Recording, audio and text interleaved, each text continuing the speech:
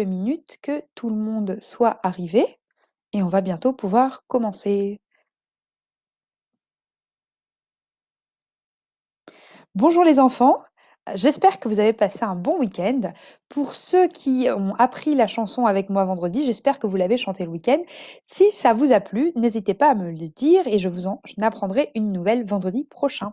Voilà, alors aujourd'hui, je vais donc vous raconter 3 nouvelles histoires. Je suis Lala et bienvenue dans ma cabane enchantée. Je vais aujourd'hui vous raconter 3 histoires. La première s'appelle Petit dragon, mon ami. La deuxième est un conte africain qui s'appelle Noix de cola. Et la troisième sera tout simplement la suite de l'histoire sans fin de Michael Ende que nous avons commencé ensemble la semaine dernière. Alors, est-ce que vous êtes assis bien confortablement? Est-ce que vous ouvrez grand vos oreilles? Oui? Alors, on va pouvoir commencer. Écoutez bien sagement. Je commence donc par Petit dragon, mon ami de Klaus Baumgart. Alors, sachez que si en Europe on considère les dragons comme de monstres reptiliens grands et cruels qui gardent des trésors, ce n'est pas le cas partout dans le monde. Par exemple, en Asie et plus particulièrement en Chine, les monstres ressemblent plutôt à des lions croisés avec des lézards et ce sont des animaux très bienveillants qui sont là pour protéger la population. Vous verrez d'ailleurs dans l'histoire sans fin qu'il y a un dragon nommé Fuchur qui est là pour aider le héros et qui a un rôle de gentil très important. Alors, si vous êtes prêts, nous allons commencer. Petit dragon, mon ami. Ce soir, Anne est heureuse. Avant de s'endormir, elle retrouve son livre préféré, celui qui raconte l'histoire du petit dragon vert. Ce petit dragon, elle l'adore. Elle tourne une page, puis l'autre, et doucement, elle s'endort. Mais soudain, le livre s'entr'ouvre. Une tête et 2 pattes apparaissent. C'est le petit dragon vert. Le voilà qui se met à gambader sur le lit. En 3 bonds, il est sur le rebord de la fenêtre. Tiens, c'est joli ce qu'il y a derrière la vitre. La lune, les étoiles, et il y a tant d'autres choses à voir. Le petit dragon saute à terre. Et badaboum! Il glisse sur une bille et il atterrit sur quelque chose de doux. C'est Teddy, l'ours en peluche.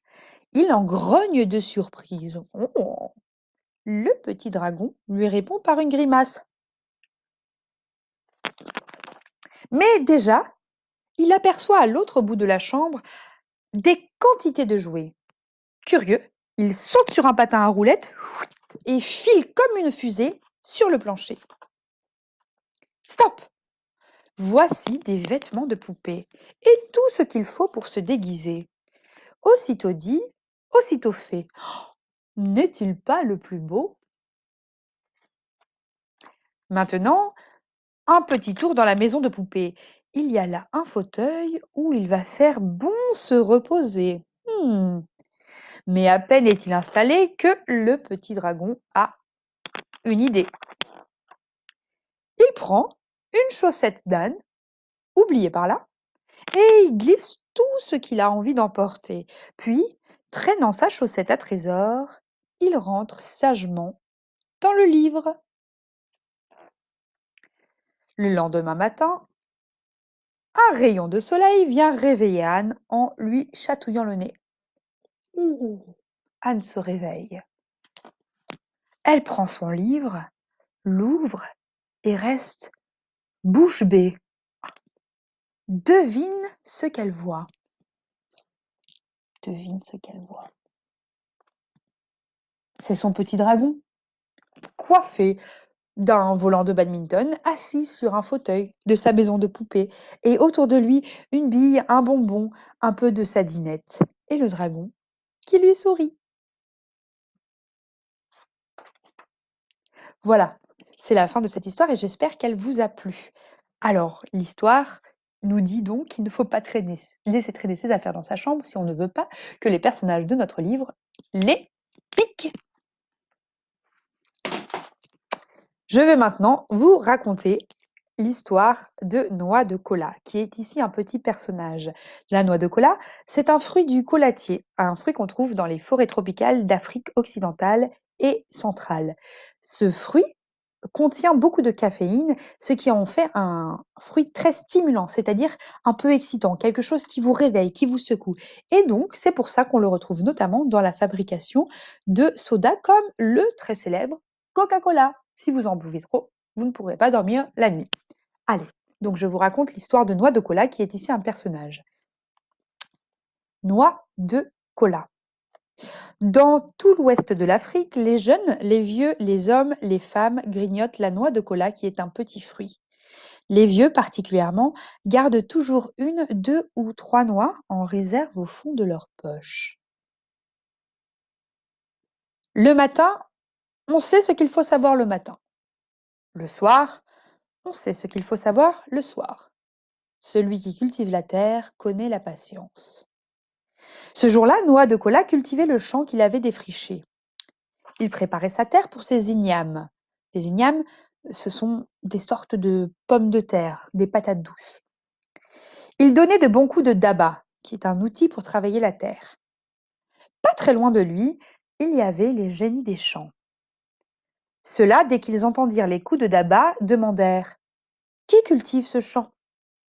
Noix de Cola répondit: C'est moi, bien sûr.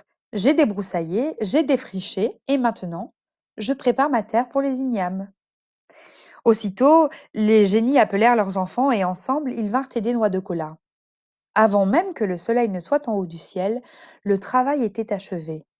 Il était juste midi quand Noix de Cola, tout content, revint au village. Plus tard, quand Noix de Cola vint planter et semer ses petits morceaux d'ignames, la même chose arriva. Les génies et leurs enfants vinrent l'aider. Plus tard encore, quand Noix de Cola retourna dans son champ pour faire des buts à ses ignames avec sa daba, les génies qui étaient toujours là demandèrent: Qui travaille dans ce champ? C'est moi, Noix de Cola. Je fais des buts pour mes ignames. C'est-à-dire qu'il faisait des petits tas de terre pour fabriquer des buts pour y mettre ses ignames. Le temps pouvait passer et Noix de Cola attendre la récolte. Aussi, Noix de Cola partit en voyage au sud et à l'est visiter les gens de l'eau et ceux de la forêt. Il avait confié la garde de son champ à sa femme. Un jour qu'elle le gardait avec son enfant au dos et qu'elle ramassait du bois mort, son enfant se mit à pleurer. Pour le calmer, elle voulut lui déterrer une petite igname, une toute petite igname qui n'avait pas eu le temps de mûrir. Alors qu'elle déterrait cette petite igname pour la donner à sucer à son enfant, les génies des champs demandèrent: Qui creuse là-bas? Elle répondit: C'est moi, la femme de Noix de Cola. Je déterre une petite igname pour calmer mon enfant. Aussitôt, les génies et leurs enfants vinrent aider la femme de Noix de Cola, et très vite, ils sortirent de terre toutes les petites ignames qu'ils entassèrent au bout du champ. La femme de Noix de Cola, devant ce désastre, se mit à pleurer. Elle pleurait encore quand Noix de Cola revint de son voyage. Il l'interrogea. Mais pourquoi pleures-tu? Elle lui expliqua. Très en colère, il lui cria dessus. Les génies des champs, qui étaient toujours par là, entendirent le bruit des cris, et ils demandèrent: Qui donc crie comme cela? C'est moi, Noix de Cola. Je crie sur ma femme. Aussitôt, les génies et leurs enfants vinrent aider Noix de Cola. Ils crièrent tant que la femme en tomba dans les pommes, évanouie. Noix de Cola n'eut pas eu besoin d'interroger le corps de sa femme endormie pour comprendre de quoi pourquoi elle était tombée dans les pommes. Il se mit à pleurer. C'est alors qu'un moustique vint le piquer sur le bras. Pour se défendre, il se donna un grand coup à l'endroit de la piqûre, mais sans toucher le méchant insecte. Les génies des champs, qui étaient toujours là, demandèrent: Qui donc frappe comme cela? C'est moi, Noix de Cola. J'essaye de tuer un de ces vilains moustiques qui me piquent. Aussitôt, les génies et leurs enfants vinrent aider Noix de Cola et ils le rouèrent de coups. Heureusement, Noix de Cola courait vite. Il réussit à gagner le village à toutes jambes. Là, il se réfugia dans la poche d'un vieux. C'est pour cela que depuis, il y a toujours des noix de cola dans la poche des vieux. C'est ainsi que mon conte se termine. Voilà. J'espère que cette histoire vous a plu. Je vais maintenant passer à la suite de l'histoire sans fin, qui est donc une histoire pour les plus grands, mais qui ne fait pas peur. Donc si vous êtes bien concentrés, les plus petits, vous pouvez bien entendu rester. Alors, je ne sais pas si vous avez remarqué, mais dans l'Histoire sans fin, il y a 2 histoires en parallèle. L'histoire de Bastien, Balthazar Bux, qui lit le livre, et l'histoire du livre justement qu'il est en train de lire, qui se passe au Pays Fantastique. Eh bien, sachez que dans la version originale, la première version qui est sortie en allemand, dans la réalité, c'était d'une couleur et dans le livre, dans le Pays Fantastique, c'était d'une autre. J'ai justement apporté avec moi mon ma version originale, ma version allemande, qui est magnifique et très bien illustrée, pour vous montrer la différence. On voit bien que quand c'est dans le Pays Fantastique, c'est écrit en vert et quand c'est dans la réalité, c'est écrit en rouge. Voilà. Alors, je vous montrerai sûrement plus tard quelques-unes des magnifiques illustrations qui sont dans ce livre, mais qui est très très lourd et qui en plus est écrit en allemand. C'est donc un peu compliqué à vous raconter. Alors, nous avions donc quitté le Pays Fantastique avec Kéron, qui est donc un centaure médecin, le 500e médecin, qui était le plus sage de tout le Pays Fantastique. Kéron venait de recevoir Aurine, le médaillon de la petite impératrice, qui signifiait qu'il venait de recevoir une mission spéciale. Cette mission, c'était d'aller chercher Atréju, qui était le meilleur découvreur de pistes, qui devrait peut-être enfin trouver un remède et la raison du mal de la petite impératrice. Cet Atréju vivait donc dans la mer aux herbes. Vous êtes prêts? Nous y allons. La mer aux herbes, qui s'étendait au-delà des monts d'argent, était à bien des journées de voyage de la tour d'ivoire. Il s'agissait d'une prairie qui était effectivement aussi vaste et large et plane que la mer. Une herbe gorgée de suc y poussait à hauteur d'homme, et quand le vent s'y engouffrait, des vagues parcouraient la plaine, comme s'il se fût agi d'un océan, avec un mugissement qui était celui de l'eau. Le peuple qui habitait là se nommait les Herbiens, ou encore les peaux vertes. Ils avaient des cheveux noirs bleutés que les hommes portaient longs et quelquefois nattés, et leur peau était d'une teinte vert foncé, tirant un peu sur le brun, comme celle des olives. Ils menaient une vie particulièrement frugale, rude et sévère, et leurs enfants, les filles comme les garçons, étaient élevés dans un idéal de bravoure, de magnanimité et de fierté. Ils devaient apprendre à endurer la chaleur, le froid et les privations, et apporter la preuve de leur courage. C'était nécessaire, car les peaux vertes étaient un peuple de chasseurs. Tout ce dont ils avaient besoin pour vivre, ils le fabriquaient à partir de l'herbe dure et fibreuse de la prairie, ou bien ils le tiraient des buffles pourpres qui parcouraient la mer aux herbes en troupeaux immenses. Ces buffles pourpres étaient à peu près 2 fois gros comme des vaches ou des taureaux communs.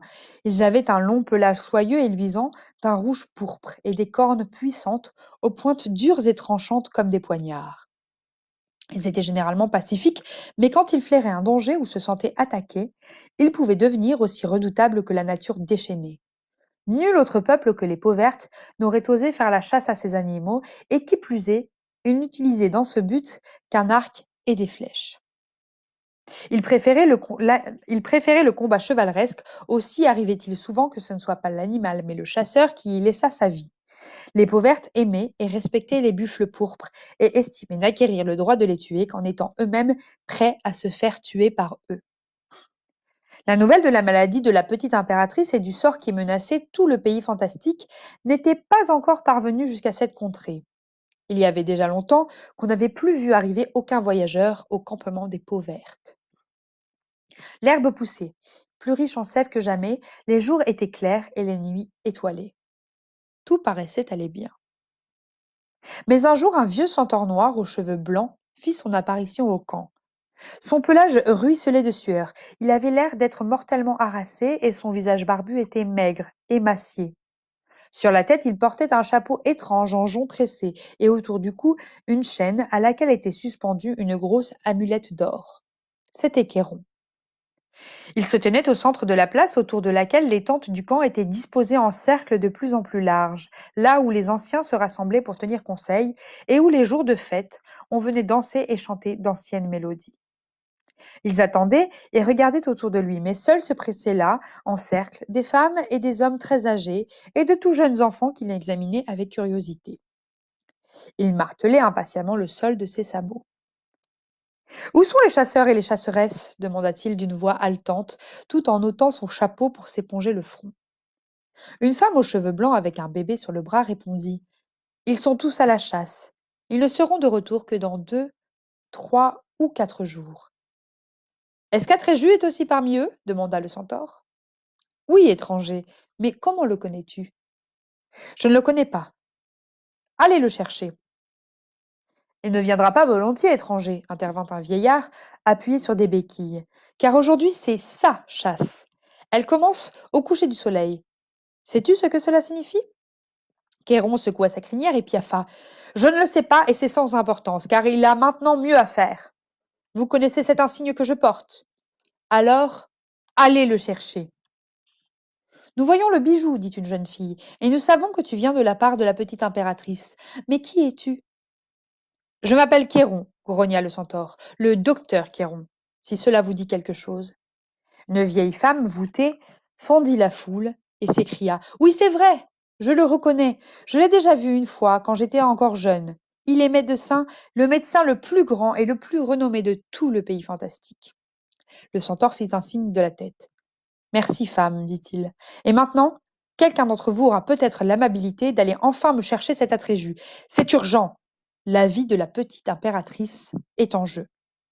Je m'en charge, s'écria une petite fille qui pouvait avoir 5 ou 6 ans. Elle s'élança et quelques secondes plus tard, on la vit s'éloigner au galop entre les tentes sur un cheval sans selle. Enfin, ce n'est pas trop tôt, grogna Kéron. Et il s'effondra sans connaissance. Quand il revint à lui, il ne sut d'abord pas où il était, car tout était sombre autour de lui.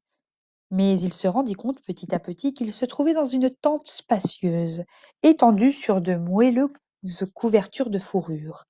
Il faisait apparemment nuit, car par une fente du rideau qui servait de porte, on distinguait la lueur vacillante d'un feu. Nom d'un clou affairé, murmura-t-il, tandis qu'il cherchait à se redresser. Depuis quand suis-je étendu là? Une tête se glissa par le rideau entrebâillé, puis se retira aussi vite, et une voix dit. Oui, il a l'air d'être réveillé. Alors on tira le rideau sur le côté, et un jeune garçon d'une dizaine d'années entra. Il portait un pantalon et des chaussures en cuir de buffle souple. Son buste était nu, mais il avait sur les épaules un manteau rouge pourpre, visiblement tissé en poil de buffle, et qui tombait jusqu'au sol. Ses longs cheveux, d'un noir bleuté, étaient liés par un cordon de cuir, et formaient un toupet sur l'occiput. Sur la peau vert olive de son front et de ses joues étaient peints en blanc quelques motifs simples. Ses yeux sombres étincelaient de colère, tandis qu'il dévisageait l'intrus, mais on ne discernait par ailleurs sur ses traits aucune marque d'émotion. Que veux-tu de moi, étranger? Demanda-t-il. Pourquoi es-tu venu dans ma tente? Et pourquoi m'as-tu privé de ma chasse? Si j'avais tué aujourd'hui le grand buffle, et ma flèche était déjà sur la corde quand on m'a appelé, demain, j'aurais été un chasseur. Tandis que maintenant, il faudra que j'attende toute une année. Pourquoi? Le vieux centaure le regardait décontenancé. Est-ce que cela voudrait dire, demanda-t-il finalement, que c'est toi cet Atréju? Oui, étranger. N'y a-t-il pas quelqu'un d'autre, un homme adulte, un chasseur expérimenté qui porte ce nom? Non, Atréju, c'est moi et personne d'autre. Le vieux Kéron se laissa retomber sur sa couche et dit d'une voix entrecoupée. Un enfant, un petit garçon. Vraiment, les décisions de la petite impératrice sont difficiles à comprendre. Atréju se taisait et attendait, impassible. Pardonne-moi, Atréju, dit Kéron qui contenait à grand-peine son irritation. Je n'avais pas l'intention de te blesser, mais les choses prennent une tournure trop surprenante pour moi. Franchement, je suis hors de moi. Je ne sais plus ce que je dois penser. Je me demande sérieusement si la petite impératrice savait vraiment ce qu'elle faisait en choisissant un enfant comme toi. C'est de la folie pure. Et si elle l'a fait intentionnellement, alors, il secoua violemment la tête et s'exclama. Non, non.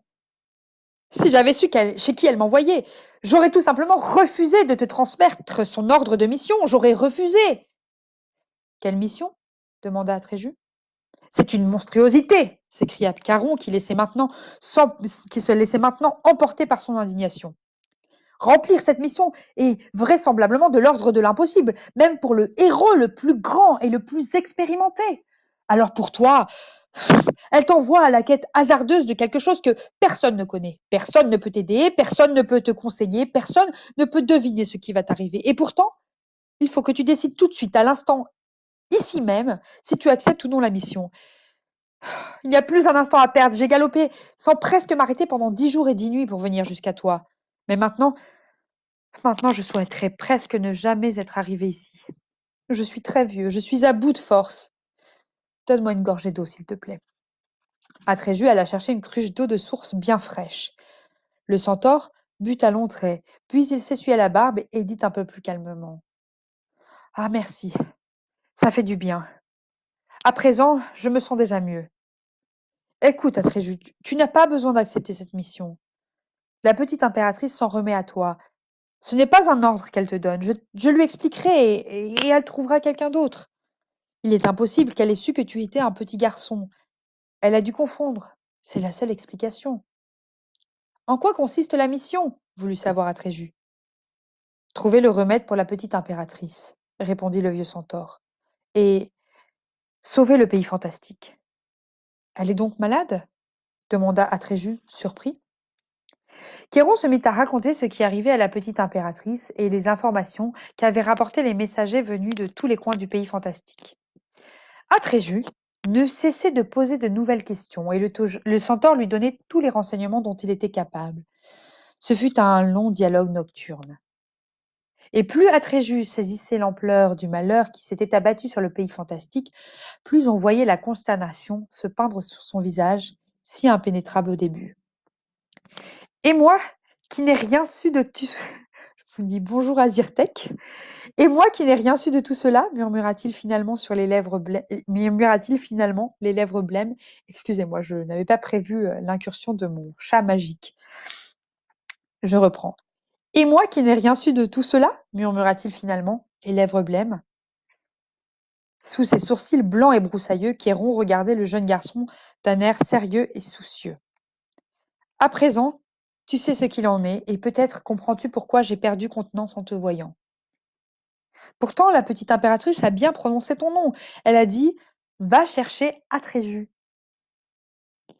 Elle a dit je place toute ma confiance en lui. Elle a dit demande-lui si pour moi et pour le pays fantastique, il accepte d'entreprendre la grande quête. Je ne sais pas pourquoi son choix s'est porté sur toi. Peut-être que seul un petit garçon peut venir à bout de cette tâche impossible. Je n'en sais rien. Et je ne peux pas te donner de conseils. Atréju était assis, la tête baissée, et se taisait. Il comprenait que l'épreuve qu'on lui imposait était infiniment plus dure que sa chasse. Même les plus grands chasseurs et les meilleurs découvreurs de pistes auraient eu du mal à réussir. Pour lui, c'était trop difficile. Alors, s'enquit le vieux centaure à voix basse, acceptes-tu? Atréju releva la tête et le regarda. J'accepte, dit-il d'une voix ferme. Kéron hocha lentement la tête, puis il ôta de sa poitrine la chaîne avec l'amulette d'or et la passa au cou d'Atréju. Aurine te donne un grand pouvoir, dit-il d'une voix solennelle, mais tu n'as pas le droit de t'en servir. Car la petite impératrice non plus ne fait jamais usage de son pouvoir. Aurine te protégera et te guidera, mais tu ne dois jamais intervenir, quoi que tu sois amené à voir, car à partir de cet instant, ta propre opinion n'a plus la moindre valeur. C'est pour cela que tu dois partir sans armes. Tu dois laisser les choses se passer comme elles se passeront. Tout devra avoir à tes yeux la même valeur, le mauvais et le bon, le beau et le laid, le fou et le sage, de même que tout cela a la même valeur pour la petite impératrice. Tu dois seulement chercher et interroger, sans rien juger d'après ton propre jugement. N'oublie jamais cela, Atréju. Aurine, répéta Atréju, plein de respect. Je veux me montrer digne du bijou. Quand dois-je partir? Sur-le-champ, répondit Kéron. Personne ne sait combien de temps durera ta grande quête. Il est possible que dès maintenant chaque heure compte. Prends congé de tes parents et de tes frères et sœurs. Je n'en ai pas, répondit Atréju. Mes parents ont été tous les deux tués par un buffle peu après ma naissance. Qui t'a élevé? Toutes les femmes et tous les hommes collectivement. C'est pour cela qu'ils m'ont baptisé Atréju, qui veut dire dans notre langue le fils de tous. Personne ne pouvait mieux que Bastien comprendre ce que cela signifiait. Même si son père était encore en vie, Atréju, lui, n'avait ni père ni mère. C'est pour cela qu'il avait été élevé par tous les hommes et les femmes collectivement, et qu'il était le fils de tous. Tandis que lui, Bastien, n'avait au fond personne. Oui, il était le fils de personne. Mais Bastien se réjouissait malgré tout d'avoir de cette façon quelque chose de commun avec Atréju, car sinon il n'y aurait malheureusement pas eu entre eux beaucoup de ressemblances, ni pour ce qui était du courage, de la résolution, ni pour ce qui concernait leur aspect extérieur. Et pourtant, Bastien était lui aussi lancé dans une grande quête dont il ne savait ni où elle le mènerait, ni comment elle finirait. Maintenant, déclara le vieux centaure, il vaut mieux que tu t'en ailles sans dire au revoir. Je resterai et je leur expliquerai tout. Le visage d'Atréju devint encore plus étroit et plus dur. Où dois-je aller d'abord demanda-t-il. Partout et nulle part, répondit Kéron. À partir de maintenant, tu es seul et personne ne peut te donner de conseils. Et il en sera ainsi jusqu'au terme de la grande quête, quelle que soit la façon dont elle s'achèvera. Atréju hocha la tête. Adieu, Kéron. Adieu, Atréju. Et bonne chance. Le jeune garçon fit demi-tour et il s'apprêtait à quitter la tente quand le centaure le rappela. Quand ils furent face à face, le vieillard lui posa les deux mains sur les épaules et le regarda dans les yeux avec un sourire plein de respect. Et il dit lentement: Je crois que je commence à comprendre pourquoi le choix de la petite impératrice s'est porté sur toi, Atréju. Le jeune garçon baissa légèrement le front, puis il sortit rapidement. Dehors, devant la tente, se tenait Artax, son cheval. Il était moucheté et petit, comme un cheval sauvage. Il avait des jambes courtes et massives, et pourtant, c'était le cheval de course le plus rapide et le plus endurant. Il était encore scellé et harnaché tel qu'il était revenu de la chasse avec Atréju. Artax, murmura Atréju en lui flattant la colure, il faut nous mettre en route. Nous devons partir. Très, très loin. Nul ne sait si nous reviendrons ni quand. Le petit cheval acquiesça d'un signe de tête et souffla doucement. Oui, maître, répondit-il, mais alors, ta chasse. Nous partons pour une chasse beaucoup plus importante, répondit Atréju, et il sauta en selle. Arrête, maître, hennit le petit cheval. Tu as oublié tes armes. As-tu l'intention de te mettre en route sans flèche ni arc? Oui, Artax, répondit Atréju, car je porte le miroitant et je dois rester désarmé. Oh! S'écria le petit cheval. Et où allons-nous? Où tu voudras, Artax, répliqua Atréju. À partir de cette minute, nous sommes lancés dans la grande quête. Sur ces mots, ils s'élancèrent au galop et les ténèbres de la nuit les engloutirent. Au même moment, se produisait en un autre lieu du pays fantastique quelque chose que personne n'observa et dont ni Atréju, ni Artax, ni même Kéron ne se doutaient le moins du monde. Dans une lande très lointaine et sombre, l'obscurité se concentra pour former une grande silhouette fantomatique. Les ténèbres s'épaissirent jusqu'à dessiner dans la nuit sans lueur de cette lande une énorme masse de noirceur. Les contours de ce corps n'étaient pas encore nets, mais il se tenait sur quatre pattes griffues, et dans ses yeux, au milieu de sa puissante tête velue, étincelait une flamme verte. À présent, il avait la gueule levée et prenait le vent. Il resta ainsi un long moment. Puis il sembla soudain avoir décelé l'odeur qu'il cherchait, car un profond grondement de triomphe sortit de son gosier. Il se mit à courir. À grands bonds silencieux, la créature d'ombre s'élançait dans la nuit sans étoiles. L'horloge du clocher sonna 11 coups. C'était l'heure de la récréation. On entendait résonner dans les couloirs les cris des enfants qui descendaient en courant vers la cour de l'école. Toujours assis en tailleur sur les nattes de gymnastique, Bastien avait les jambes engourdies. Décidément, il n'était pas un Indien. Il se leva, prit son casse-croûte et une pomme dans son cartable et se mit à courir un peu par-ci par-là dans le grenier. Ses pieds, pleins de fourmis, reprenaient vie, lentement. Puis il grimpa sur le cheval d'arçon et s'assit dessus en position de cavalier.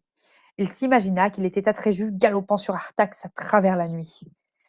Il se coucha sur le cou de son petit cheval. S'écria-t-il, cours Artax, hue. Alors il prit peur. C'était terriblement imprudent de crier si fort, si quelqu'un l'avait entendu. Il attendit un moment aux aguets, mais rien ne lui parvint que le tumulte des voix enfantines dans la cour de l'école. Un peu honteux, il redescendit du cheval d'arçon. Il se comportait vraiment comme un petit enfant. Il défit le papier de son casse-croûte et frotta la pomme contre son pantalon jusqu'à ce qu'elle brille. Pourtant, avant de mordre dedans, il s'arrêta. Non, se dit-il tout haut à lui-même, il faut que je répartisse soigneusement mes provisions. Qui sait combien de temps je devrais survivre avec cela? Il remballa son pain à contre-cœur et le remit dans son cartable avec la pomme. Puis, il se réinstalla en soupirant sur les nattes de gymnastique et reprit sa lecture. Voilà, c'est fini pour aujourd'hui. Je vous raconterai la suite demain. J'espère que ça vous a plu. Si vous êtes content, n'hésitez pas à me le dire et je continuerai jusqu'à la fin du confinement. Je sais que beaucoup d'entre vous lisent donc ce programme en différé, puisque vous n'avez pas forcément le temps ni l'occasion de vous connecter à 16 heures. Donc n'hésitez pas à me dire si vous pouvez quand même correctement voir tous les lives que je poste sur la page donc, de Lilala et qui restent épinglés. Voilà, je vous dis à demain et merci de m'avoir écouté. Au revoir.